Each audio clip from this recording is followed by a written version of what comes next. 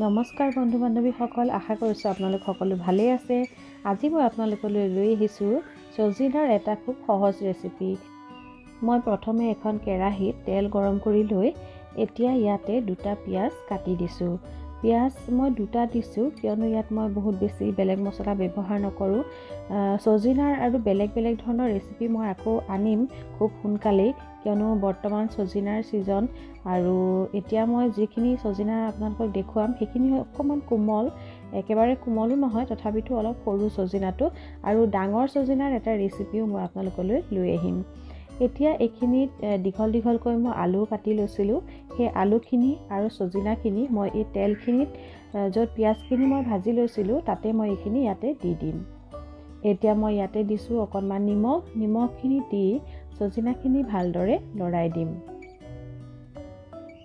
এয়া ছজিনাখিনি মই ভালদৰে লৰাই দিছোঁ আৰু লৰাই দি এইখিনি অকণমান সময় মই ঢাকোন মাৰি পেলাই ভাজি ল'ম।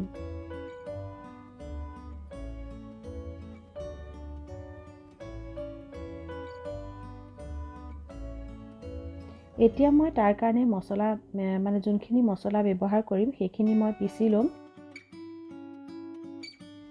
ইয়াতে মই লৈছোঁ আদা নহৰুখিনি মই মিহিকৈ পিচি ল'ম, আৰু যোনখিনি ছজিনা আছিলে সেই ছজিনাখিনি অলপ ভাজি লোৱাৰ পিছত তাত যোনখিনি তেল আছে সেই তেলখিনিতেই মই আদা নহৰুখিনি দি দিম। ইয়াতে আদা নহৰুখিনি এনেকৈ দিয়াৰ এটা কাৰণ আছে, কিয়নো আদা নহৰুৰ যোনটো গোন্ধ, সেই গোন্ধটো যাতে ছজিনাখিনিত পিছত পোৱা যায়, তাৰ কাৰণে মই তেনেকেই দিছোঁ। আৰু ইয়াত মই কোনো ধৰণৰ সৰিয়হ ব্যৱহাৰ কৰা নাই।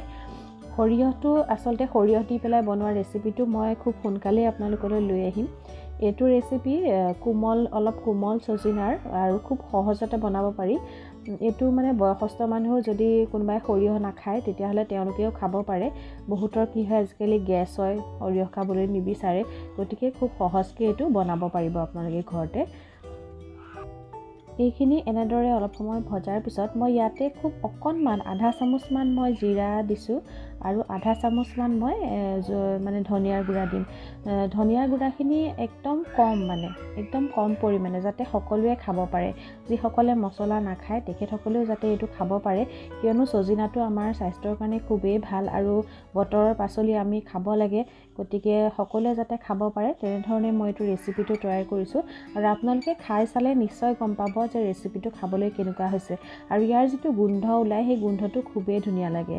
গতিকে আশা কৰিছোঁ আপোনালোক সকলোৱে চাগে ভিডিঅ'টো চাই ভাল পালে, আৰু যিসকলে মোৰ ভিডিঅ' প্ৰথমবাৰৰ বাবে চাই আছে তেখেতসকলে মোৰ চেনেলটো ছাবস্ক্ৰাইব কৰিব বুলি আশা কৰিছোঁ। আৰু কেনেকুৱা লাগিল ভিডিঅ'টো চাই আপোনালোকে কমেণ্ট কৰি জনাবলৈ নাপাহৰিব। ধন্যবাদ।